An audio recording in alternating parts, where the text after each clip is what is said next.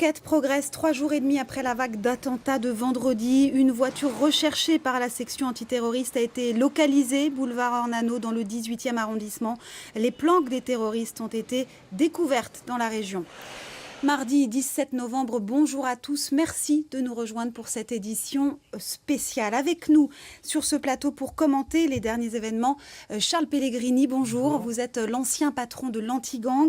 À vos côtés, Jean-Pierre Tourtier, vous êtes le médecin-chef des pompiers de Paris. Merci d'être là. Vous étiez au Bataclan vendredi pour coordonner les secours.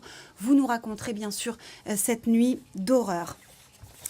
Mais d'abord, faut-il y voir un lien avec les attentats? Probablement. Vous étiez nombreux ce matin à avoir préféré votre voiture pour vous rendre au travail. On a enregistré dans la région 529 km de bouchons, un record. En tout cas, depuis samedi, on entend beaucoup de Franciliens qui disent avoir peur de prendre les transports. Sachez que 1000 militaires ont été appelés en renfort. Reportage ce matin, Norbert Cohen avec Laure Bignalet. Ce matin, des militaires et des policiers bien visibles dans les endroits très fréquentés du RER et du métro. Mais cette présence est-elle suffisante pour rassurer les usagers des transports publics? Sur la ligne 12, à Notre-Dame-de-Lorette, les avis sont partagés. Je pense que tout le monde a peur. On ne se sent pas en sécurité. Je suis désolée de dire ça, mais c'est vrai qu'il y a une ambiance dans le métro assez spéciale. On se regarde un peu. Je vois pas de raison d'avoir plus peur maintenant qu'il y a un mois, quoi. La situation est la même. Moi, personnellement, je peux pas prononcer j'ai pas peur. Voilà, j'ai vraiment la peur au ventre. Il faut pas y penser. Voilà, il faut vivre. Toute la matinée, un conseil spécial du STIF, le syndicat des transports, se tenait pour augmenter le niveau de sécurité dans les transports parisiens. Le préfet de police a augmenté les moyens qu'il met dans les réseaux de transport, plus ce qui existait déjà, que ce soit des moyens humains ou des moyens de caméra, me semble rendre ce réseau sûr et tout à fait sécurisé. Donc j'ai envie de dire à mes concitoyens, voilà, il n'y a pas de raison de ne pas se sentir bien dans le réseau SNCF et le réseau RATP. Les responsables ont prévu de rajouter 81 CRS, 3 unités des forces mobiles et 1000 militaires qui viendront appuyer les 3000 déjà présents. L'objectif est de doubler le nombre d'agents sur le réseau chaque jour, de passer de 300 à 600 hommes. Et sachez aussi que les contrôles dans les aéroports sont renforcés. Charles Pellegrini, le renfort justement de militaires et de policiers, c'est la solution pour éviter de nouveaux attentats? C'est une partie de la solution. Il faut quand même savoir que vous avez parlé des aéroports. Avant, la menace principale était sur le transport aérien. On a développé la sûreté sécurisée. Aujourd'hui, elle s'est retournée vers les transports terrestres, voire le Thalys, et les grands rassemblements de foule. Pour les transports terrestres, compte tenu du volume de passagers transportés et du nombre de transports, on n'arrivera jamais à sécuriser tout. Ce qu'il faut, c'est une philosophie, il faut que les gens se sentent protégés, il faut donc voir des militaires, et puis en même temps, les transporteurs vont eux-mêmes mettre en place des procédures de collaboration avec les pouvoirs publics. Alors, Ségolène Royal, elle veut des portiques dans les gares et pas seulement pour les trains internationaux. Écoutez, on peut toujours faire plus, on peut mettre des portiques dans les gares. Le tout est de savoir quel va être le ratio entre le temps qu'on va passer sous le portique et la sécurité. Il faut faire des côtes mal taillées dans tout ça. Quand on sécurise avec les A380, on a été obligé de changer la sécurisation. Alors une dernière question, Manuel Valls a dit ce matin être ouvert à la discussion sur le port d'armes pour les policiers, même hors service. Ça, c'est la solution? Alors ça, en tout cas, c'est nécessaire depuis longtemps. Je ne suis jamais arrivé à comprendre pourquoi les policiers ne portaient pas leur arme en dehors du service. Et de toute façon, ça les démotive. Vous voyez le policier qui, à la fin de son service, dépose son arme et son uniforme?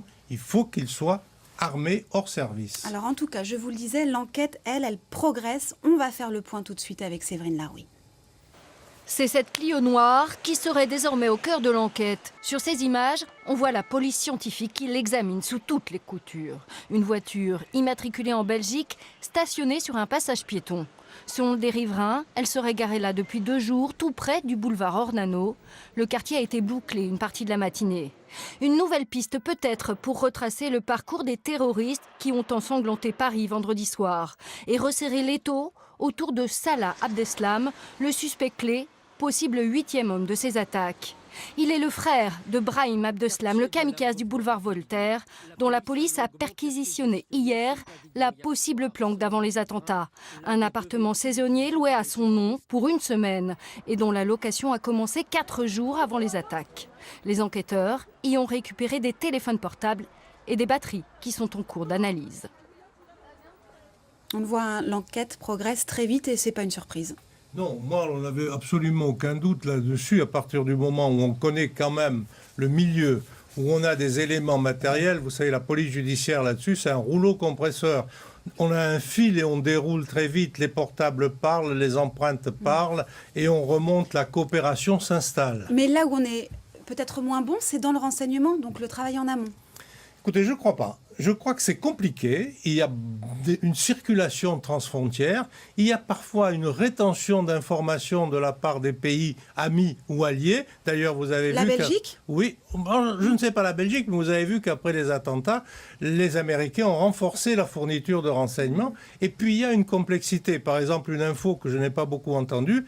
Parmi le flux des migrants, qui est dramatique, il y a des faux passeports syriens qui sont vendus au Liban 2000 €. Donc, si vous voulez, comment faire le tri, c'est compliqué, c'est difficile. Un visa de retour, comme l'a annoncé François Hollande hier, avec une assignation à résidence pour ceux qui rentrent de Syrie notamment. Mais il faut, de toute façon. Vous savez, nous sommes sur un stade avec 2 équipes aujourd'hui, une qui est fair-play et l'autre qui est sauvage. Il faut arriver à ce qu'on puisse se défendre. Alors, en tout cas, 128 perquisitions ont encore eu lieu la nuit dernière. 10 personnes ont été interpellées, placées en garde à vue. Des armes ont été saisies, comme la nuit d'avant. Des perquisitions sans lien direct avec l'enquête, mais la riposte policière et judiciaire, on le voit, est bien là. C'est dans ce contexte que les Franciliens reprennent leurs activités. Symbole de ce retour à la vie, les marchés ont fait leur réapparition dans les rues de la capitale. Les commerçants y tenaient, alors que les manifestations sur la voie publique sont interdites jusqu'à jeudi. Ambiance ce matin, rue de la Convention dans le 15e avec Bruno Lopez et Didier Morel. Des clients à nouveau au rendez-vous ce matin, rue de la Convention. Après une fermeture ce week-end par arrêté préfectoral, les marchés alimentaires sont à nouveau autorisés aujourd'hui dans la capitale. On est content que ça reprenne, que la vie continue quand même. C'est ça, Oui, on en a besoin. La vie reprend progressivement son cours. Peu de personnes ce matin devant les étals, mais des acheteurs qui viennent en toute connaissance de cause.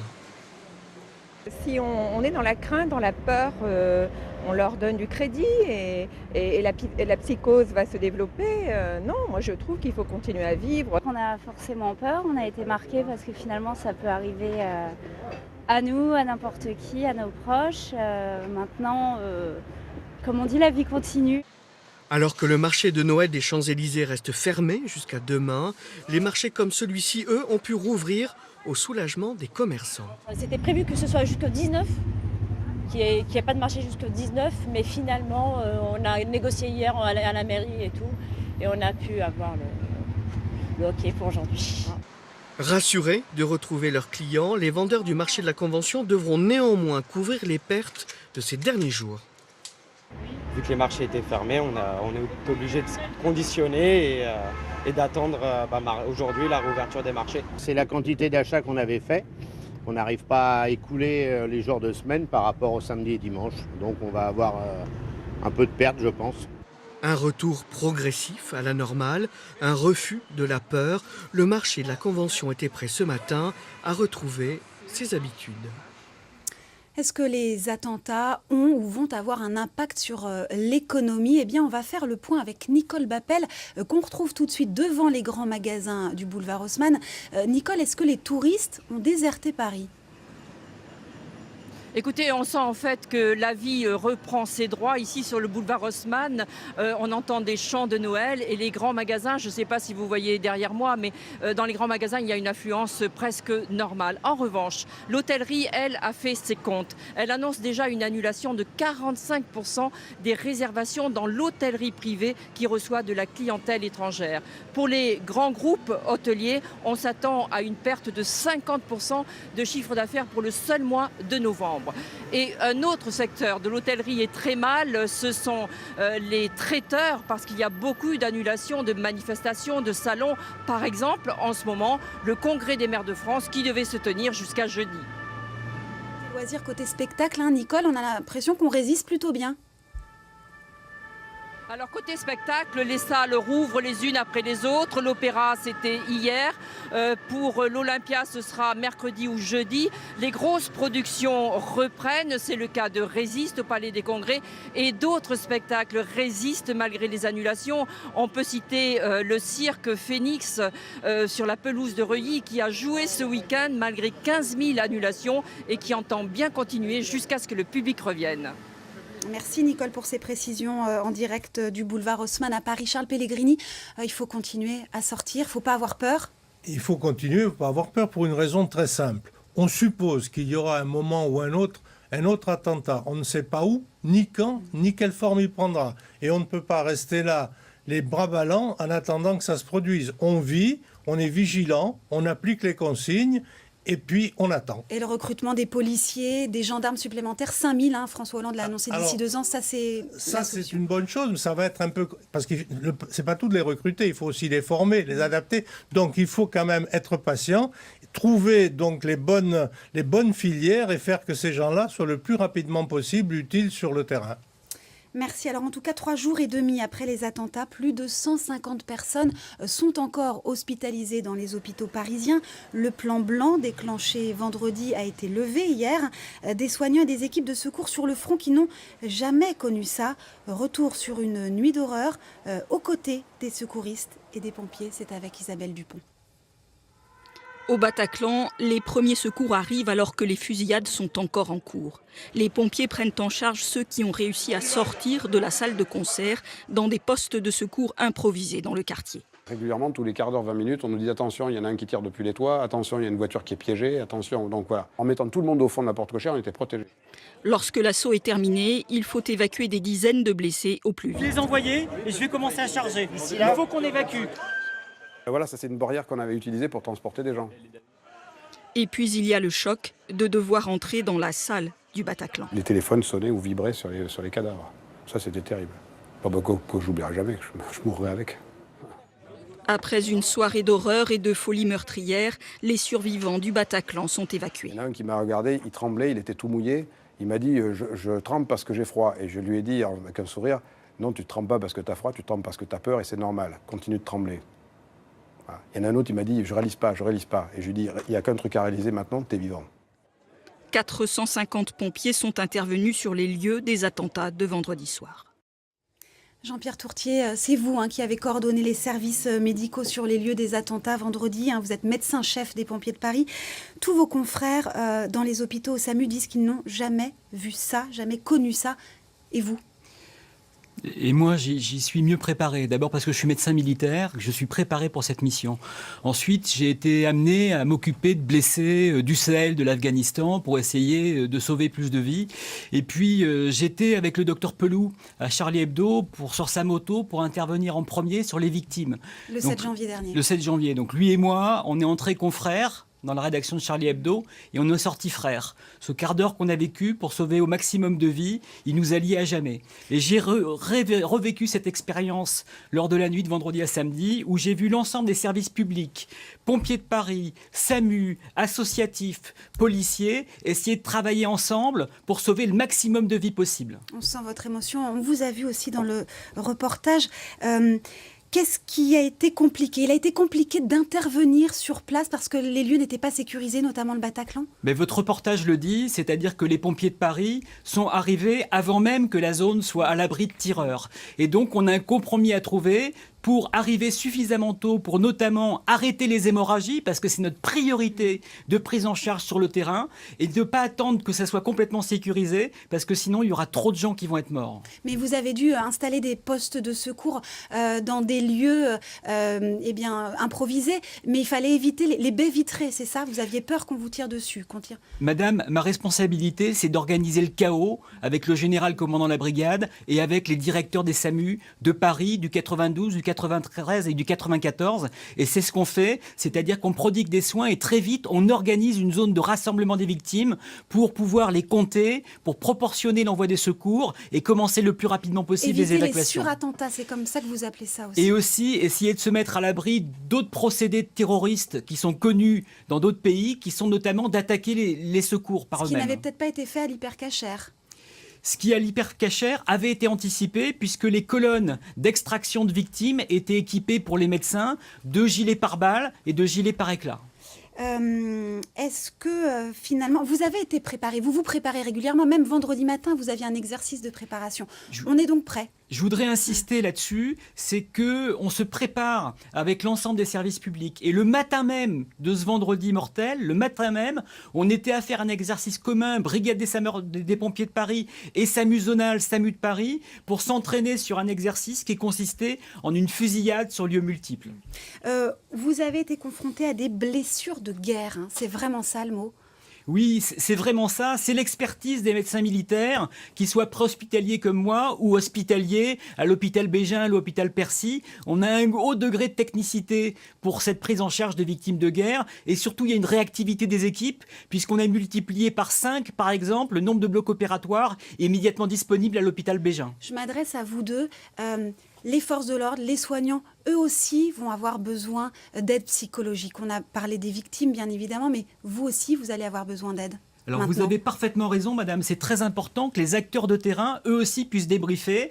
Et c'est fait pour les personnels du SAMU comme les personnels pompiers, par des psychologues. Et on est en train de mettre des actions pour que chacun des 450 pompiers qui sont intervenus et qui ont vu des morts auprès d'eux, parfois des gens mourir, voilà, puissent avoir l'opportunité d'en parler avec des gens dont c'est le métier. C'est pareil pour les forces de l'ordre? Je pense que c'est pareil pour les forces de l'ordre.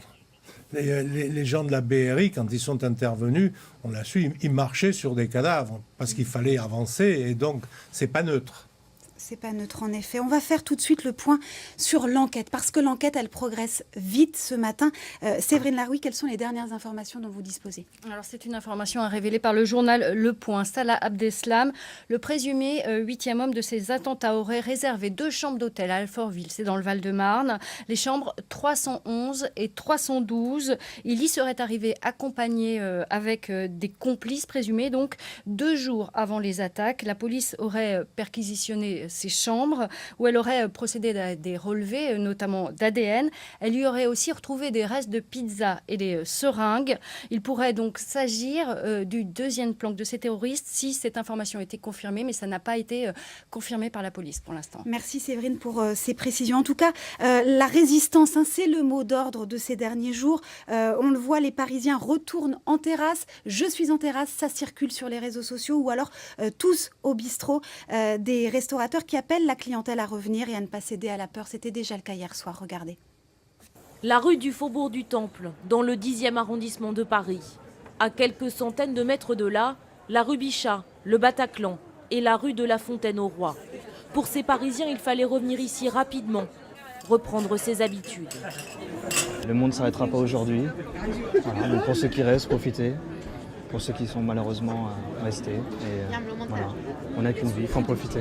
Il ne faut pas s'arrêter, il ne faut pas arrêter de vivre et il faut continuer et rester positif et la tête haute. Ce patron gère un bistrot connu des habitués du quartier de la République. Il a fermé ses portes le lendemain des attentats, mais aujourd'hui il l'affirme, il ne se laissera pas impressionner. À partir d'aujourd'hui, on va continuer 24 sur 24 et 7 sur 7. S'installer à une terrasse de café entre amis, déposer une bougie, des actes citoyens pour les Parisiens, un hommage rendu aux victimes des attentats. Autre symbole de cette résistance, eh bien, la Tour Eiffel.